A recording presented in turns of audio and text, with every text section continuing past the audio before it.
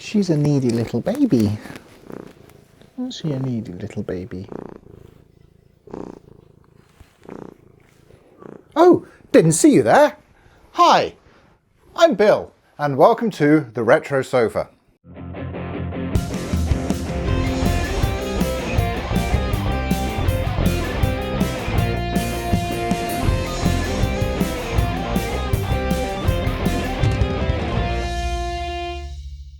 Bill, you fool! Why are you adding another retro gaming channel to the already massive pile of retro game channels on YouTube? Exactly. In December last year, 2023, I popped into a local retro game store, as I'm wont to do, and I found this little darling here. Now, this was around Doom's 30th anniversary, so I thought, yeah, okay, that'd be a cool thing to own. Why not just... No. Go away.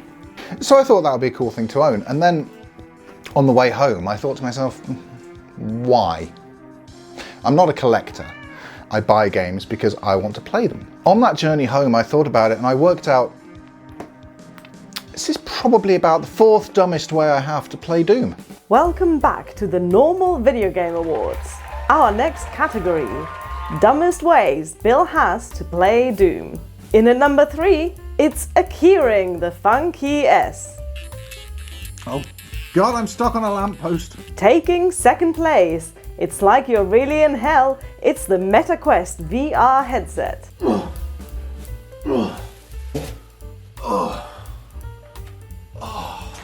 And the winner is, it's an even smaller keyring, it's the Thumby. Okay, just get in here and let's shoot one person and then we've done a journalism. I have so many people to thank. First of all, thanks to Ancient James for porting Doom to my Tiny Circuits. Oh, and everyone at Tiny Circuits for... Okay, wrap it up. We've got to have time for an hour of Square Enix trailers. So that means this is a curiosity, right? Nothing more. If you want to have a good time with Doom, this isn't the Doom you'd pick. But then I couldn't just leave it on my shelf unplayed. Like, this is the impossible port. Of all the myriad Doom ports over the last 3 decades, I'd suggest that this here is the most impressive of the lot. Yeah, I know in my little sketch earlier you saw a clip of Doom playing on the Thumby here. This port is impressive, not gonna lie. Especially when you consider that the Thumby has only got 2 colours and all of this is happening because it's rapidly flickering the individual pixels on and off at different rates to give the impression of grayscale. It's a very cool little trick. Look at it go! It's very, very smooth. And the reason it's so smooth is because the Thumby is an RP2040 chipset. That's a dual-core ARM CPU running at 133 MHz. It's perfectly capable of playing Doom. I mean, even if you can sort of barely see or interact with it. I mean, it is smooth. But this baby, probably broken it just now. This baby has a 16-bit CPU, pushing 3.58 MHz. The cartridge includes a SuperFX2 chip. That's adding 21 MHz of 16-bit RISC power for the graphics processing. But still, it's completely dwarfed by this little thing. And any other embedded chipset that you've seen running Doom recently. Storage-wise, the Thumby's got 2 MB on it. So is this. This also has 2 MB on it. Exactly. The difference is the Thumby port has got all of 3 levels, and this is its 3 episodes. Anyway, let's fire it up, see what it's all about.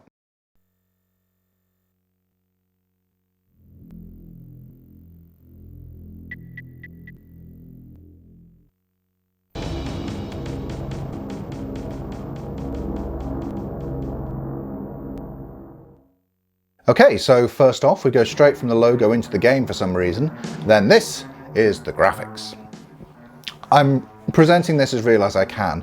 This is straight from my SNES, using an RGB SCART cable converted to HDMI, then captured by my PC.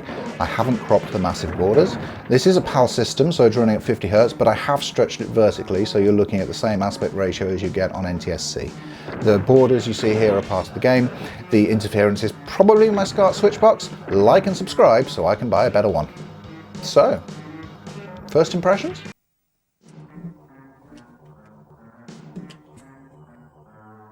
This is already incredible. Oh wow. If this had surface strafing, this would be a perfectly reasonable way to play Doom. It doesn't, so it isn't. But man, it's a lot more responsive than I expected it was going to be.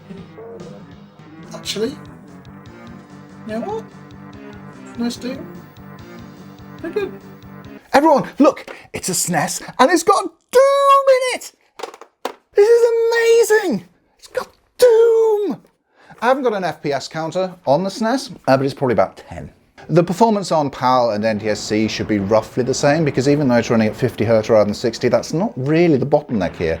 The little SNES is still pushing frames out as fast as it can, and as fast as it can is, as I said, it's 10. But it's Doom on a SNES. I'll say this a lot, because I cannot stress enough how awesome a feat that is. There were many other console ports in the 90s, but none on hardware as meagre as the SNES, and this had more levels and better geometry than the Jaguar version. And that was the base for many other console ports back in the day. See those stairs? Jaguar didn't have those stairs. Like, sure, you're missing out on the ceiling and floor textures, and that does matter when it comes to teleporters and acid and stuff. And to save storage on the graphics, demons can only ever look at you, so there's no infighting and their movement's kind of weird. There's no circle strafing either, so the controls never quite feel right. Right.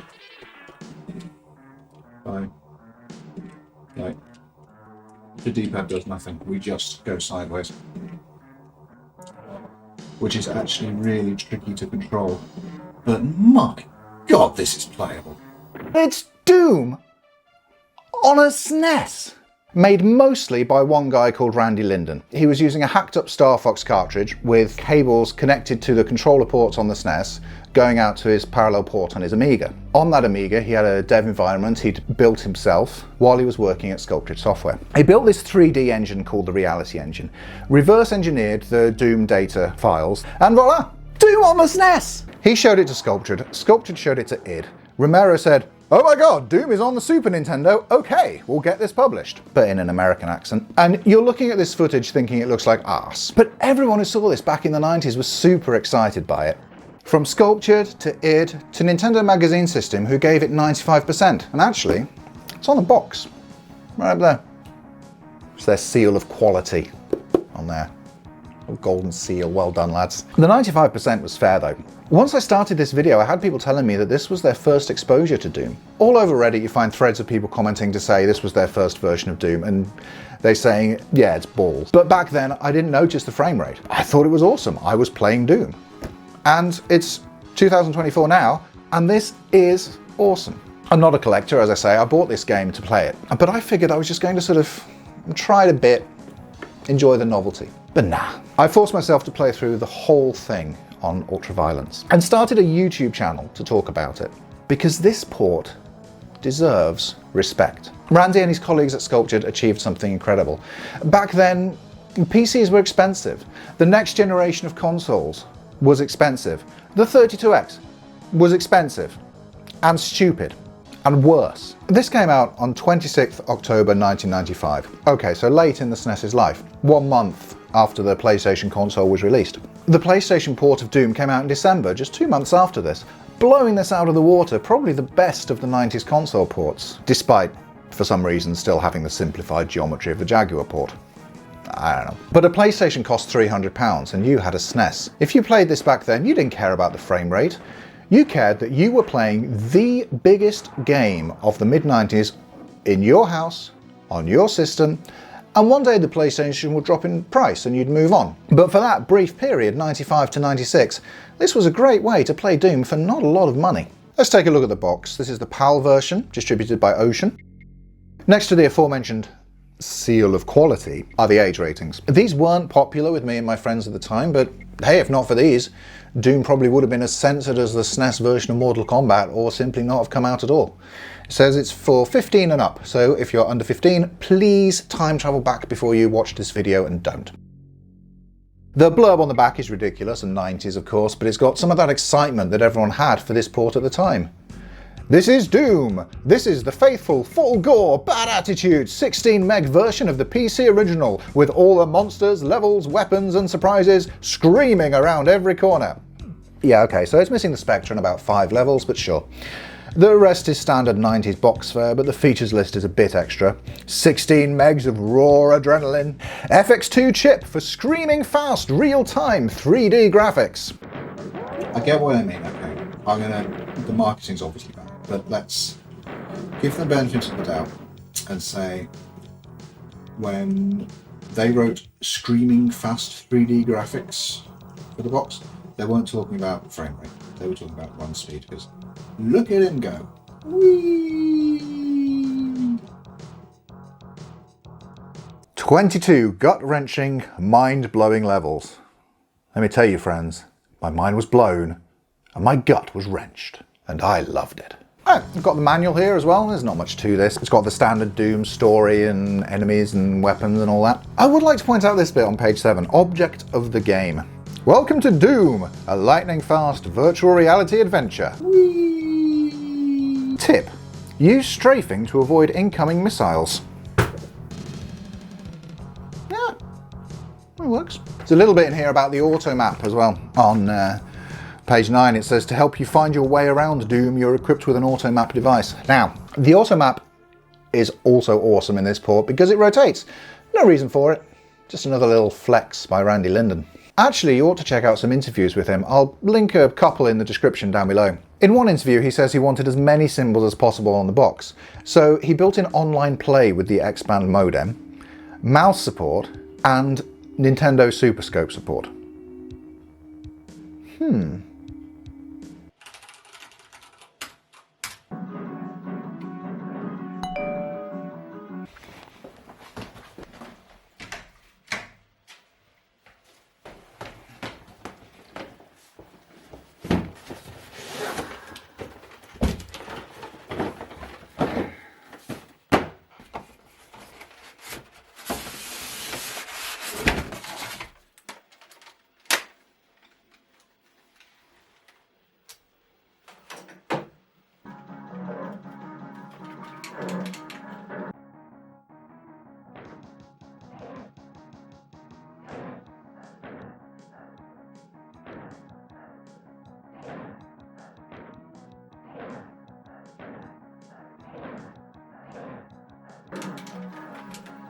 Okay, never mind. What Randy said about the Nintendo Scope was bollocks. The mouse support does work though. I don't have mine with me, but there's footage of that online. Problem is, you can only control it with the mouse. That means the mouse moves, one button shoots, one button opens doors. And if you want to do anything else, say change weapons or look at that cool auto map we were just talking about, you have to unplug the mouse, plug in the controller, change a weapon, unplug the controller, plug the mouse in, and carry on playing with the mouse. Good stuff.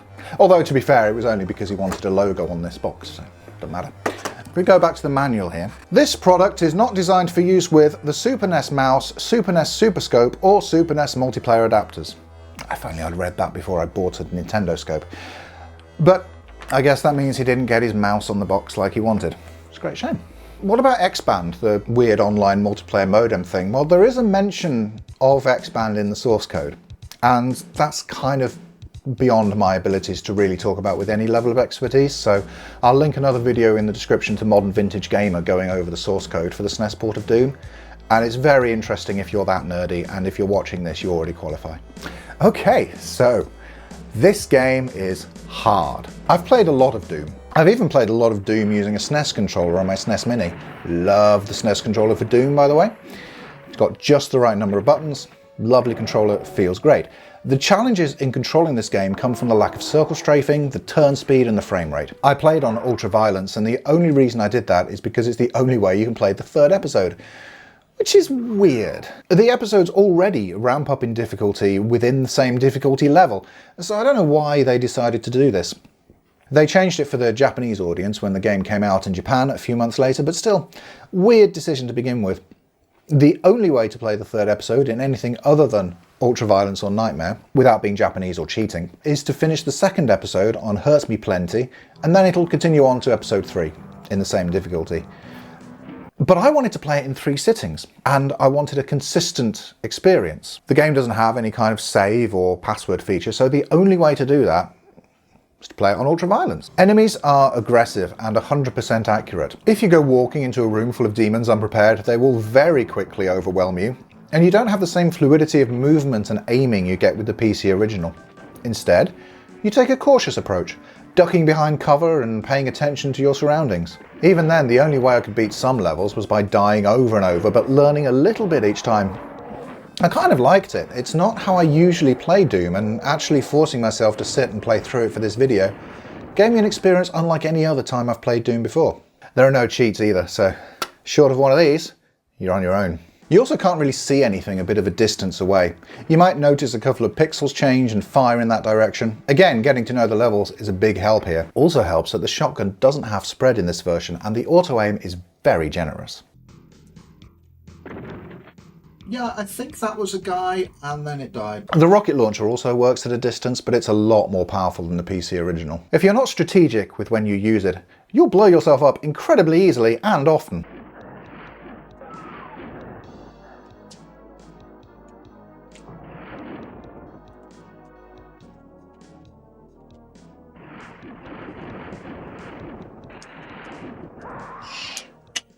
Saw that coming.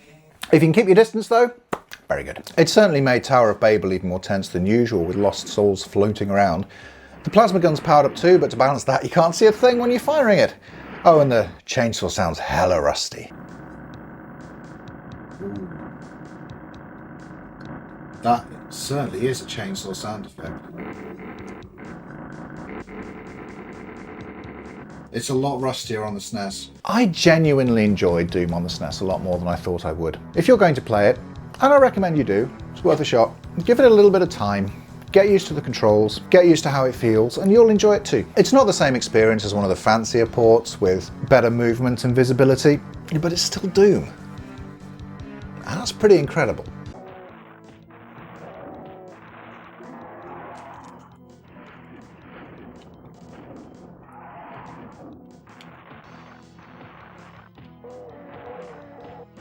I'm so good at gaming. Oh no, my vulnerability ran out. I'm no longer good at gaming. Leave me alone, I'm no longer good at gaming.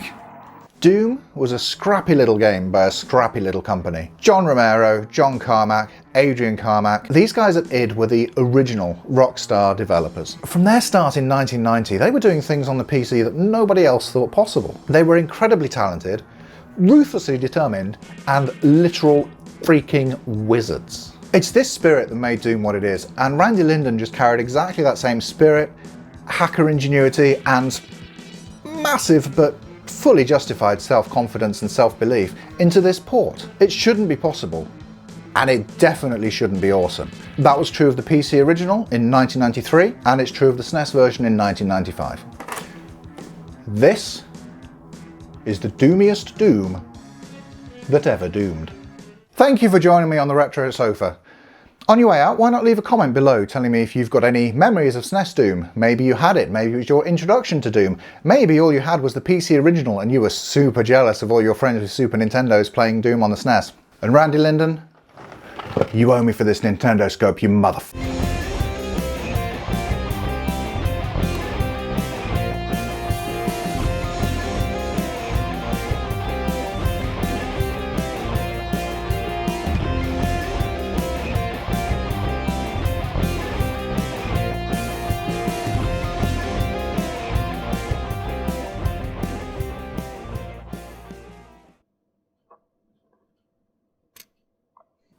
Bill, you fool! Why are you adding letter nut? Already, it's going wrong. And she's not helping, are you? You're not helping. You're not helping. Can I talk with her here? Okay.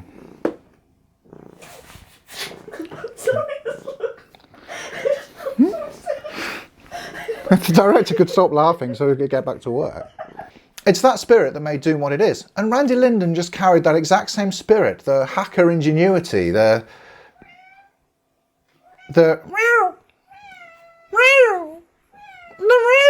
and Randy Linden just carried on that exact same spirit. Your tail's in front of the camera.